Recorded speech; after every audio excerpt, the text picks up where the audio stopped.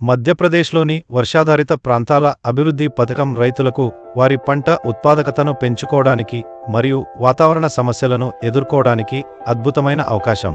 సమగ్ర వ్యవసాయ విధానాలను స్వీకరించడం ద్వారా రైతులు ఒక్కో కుటుంబానికి 30,000 రూపాయల వరకు ఆర్థిక సహాయం పొందవచ్చు. ఇది పంటల ఆదాయాన్ని పెంచడంలో, కరువు, వరదల ప్రభావాలను తగ్గించడంలో మరియు నేల ఆరోగ్యాన్ని మెరుగుపరచడంలో సహాయపడుతుంది.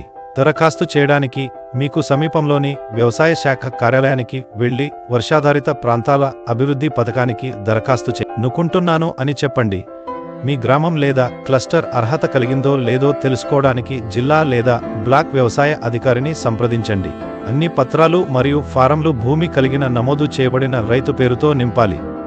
మీ ఆధార్ నంబర్, భూమి పత్రాలు, బ్యాంక్ వివరాలు, తాజా ఫోటోలు తీసుకురావాలి. ఈ పత్రాలను ఈ యాప్లోని అవసరమైన పత్రాలు ట్యాబ్లో కూడా పొందవచ్చు. దరఖాస్తు ప్రక్రియను సులభంగా చేయడానికి ఇది సహాయపడుతుందని ఆశిస్తున్నాము.